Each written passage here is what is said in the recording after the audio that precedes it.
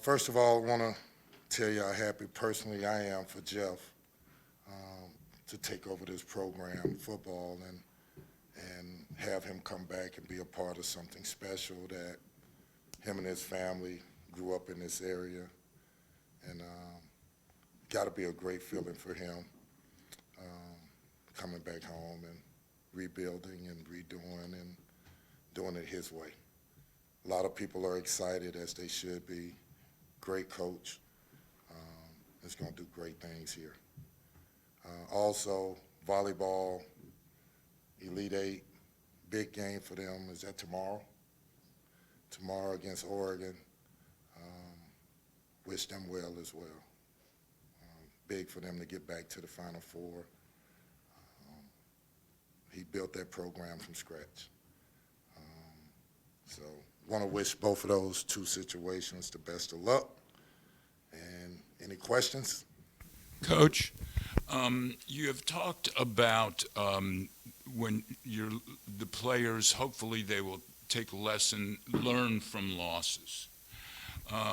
You're a first-time head coach, and so I'm wondering what lessons this start that you have taken from them, and how, if in any way, that might have changed how you practice systemically, how you deal psychologically with the players. Good question. First of all, and this may sound strange,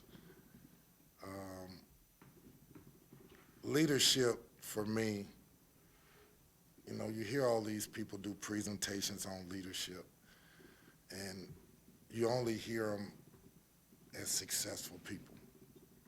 Well, leadership isn't when it's successful. True leadership is when it's bad, when it's not where it needs to be, when it's not successful, when you're starting out. And I said this from day one in my press conference, that I'm watching to see who's going to jump off the Titanic. I wasn't joking. I knew it was going to be hard to rebuild this thing. In no way am I discouraged about anything that I've been through, anything that we've done.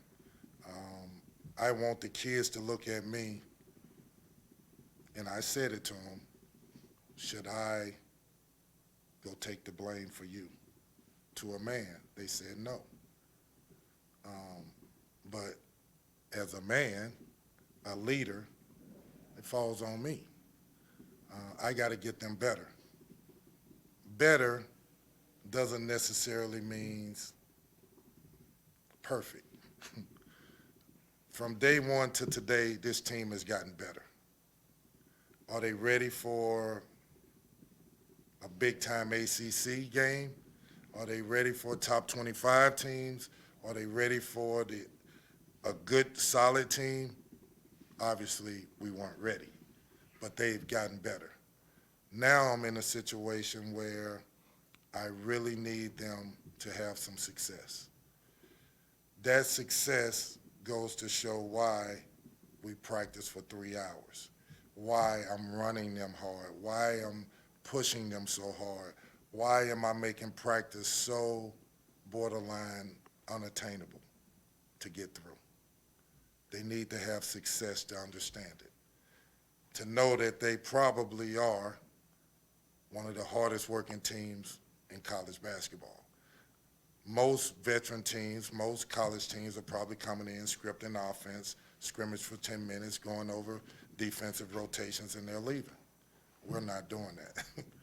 We are practicing like our life depends on it at days, sometimes 3.5 hours. So I need them to have success in that. I need them to have a pride in knowing there may not be a lot of teams that's doing what we're doing. That's a part of what I'm saying when I say I'm changing and trying to build a culture, if that makes sense. So back to your question, am I changing? I pray not. Am I discouraged? No. Am I wavering? No. Am I stressed? No. Am I worried about what the outside world is saying about me? No. Um, I got a job to do. I'm obligated to this community. I'm obligated to this university. I'm obligated to these kids to make sure that I do everything in my power to prepare them for success. I'm changing a culture.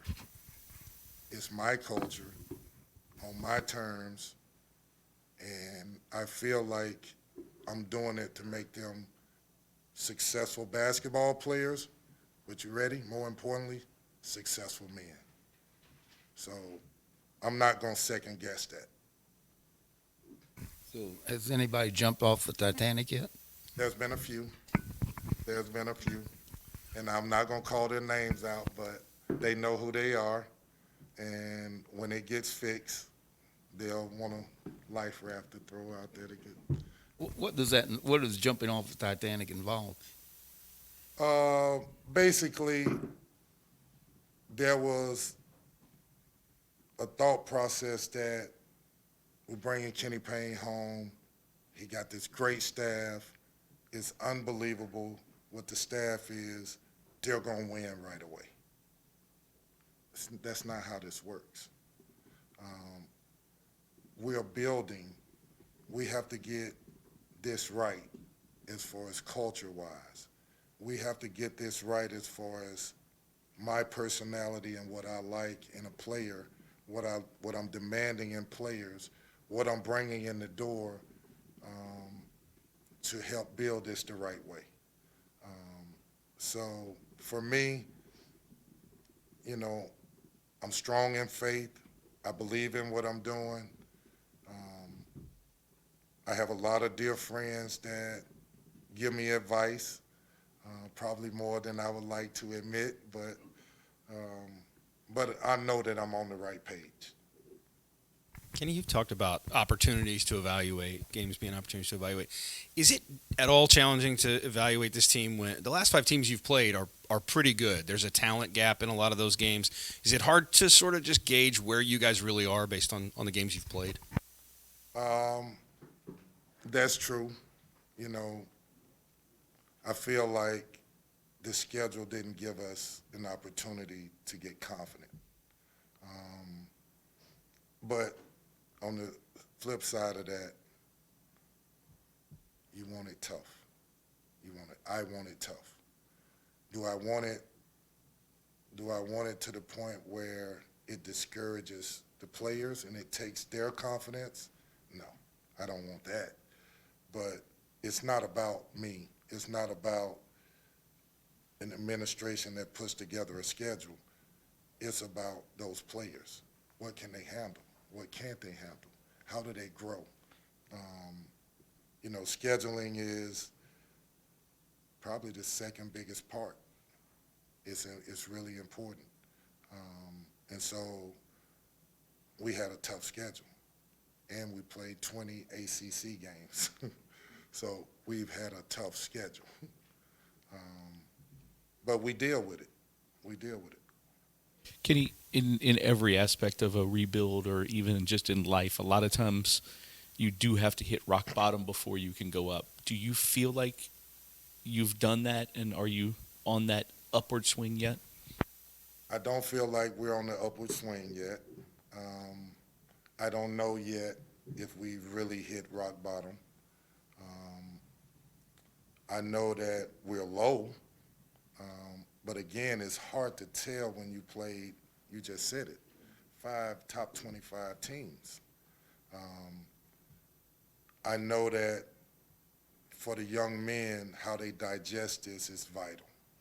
I'm constantly asking them and reading and looking at their body language about how are you digesting this, and sometimes not really listening to their words. When you're in a practice and you create adversity, it comes out. I needed to come out. I needed to get all the way out because there's only one way for this to get fixed for this season is to heal. Get all of it out. Let's find out who is who. Let's find out who's the fighters. Let's find out who can focus, who can be disciplined, who can execute. and who can be a great teammate and go from there. And it's obviously not just a one-year build, but does the challenging start, the difficult start, is it making it harder for you to, I guess, gear for the future, like on the recruiting trail and those type of things as well? Well, I know there are going to be people, there's probably a lot of people that are very happy that we're 0 whatever, but it's not going to be easy. It was never going to be easy. And I have to operate, and that's why I have the staff that I have. We have to operate in a way that we got to know our vision. We got to know what we're trying to build. We got to know that it's not just talent that walks in the door that changes a culture. It's a characteristic. It's a passion to be great, a work ethic, a certain type of kid that's walking in these doors that not just represents themselves, they represents this university, this community. This community needs this basketball program to be great again. It really does.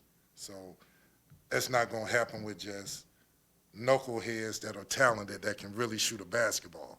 It's not going to happen. And I'm not going to bring that in here. Kenny, what kind of challenges does this upcoming Florida State team present, given the length and size that they have, but also given that you guys also have a lot of length and size, but have seemingly at times struggled down low in the paint? Yeah. Florida State is a very, very good defensive team, and they create challenges because they use their length. They pick up full court. They're aggressive. They collapse on drives. If you think you're playing for yourself and you're driving the ball to score, they're going to take that away. They have a big kid around the basket that's 7'3", 7'4", block shots. So you better be driving it to make it look like you're scoring, but to create for others. You may want to get to spots before you get to the basket and get a shot. You may want to step over before you catch a ball because there's going to be pressure on you. You may want to pivot and be in triple threat instead of dribbling the ball the first thing you do, because there will be pressure everywhere. It will be hard at times for players to catch balls, so you don't want to waste a dribble. They create a challenge that they are a very, very good defensive team. They are very well coached. It's why Coach Ham has been in this game so long. He's an excellent coach, but he's particularly excellent at getting young men to defend a certain way. You know, there's certain things in recruiting that you're always going to look for from a character standpoint, I'm sure from an athleticism standpoint. In this day and age, do you look more carefully at dribble, pass, shoot, and specifically, do you evaluate passing differently maybe than you did 5 or 10 years ago? No, I've always believed here it is in a nutshell. I need givers. I don't need takers. I need players that can walk into this program and give, not take. What does that mean? I don't need selfish players. I don't need guys that play to just score. I need guys that have a passion for winning that may not even understand that they have that passion. It's just a part of who they are. I need guys to walk in the gym with a smile on their face, not dreading work. I need guys that enhance a program with their personality, their character, their fight, their willingness to win. It means something to them to win. Not guys that, as people want to say, the AAU culture, which I don't agree with, is because they play so many games in a day, winning and losing goes out the window. I don't believe that, but I need guys that really care about winning and not say, oh, well, we lost that one, we'll get this one next. We got another one in an hour. I want guys to be sick that they lost that one, if that makes sense. So, again, it starts with parents, knowing who their parents are, how they're raised, what kind of program they're coming out of, who are their parents, who are their family members, who are they personally, not just are you a loving mother or father. Are you teaching your kid adversity makes you stronger, if that makes sense? you just took over a program that you played for and everybody knew you and everybody wanted a piece of you when you took it over. Would you have any advice for Jeff as he takes over his program and his family is so entrenched here and he played here, of just the little things that maybe he's going to deal with? It's funny. That's a great question. When Juwan Howard took over Michigan, me and him had a conversation, and I said to him, Juwan, I can't imagine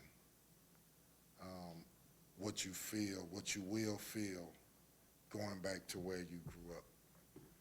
There's something that you can't describe. Most people will never have that feeling.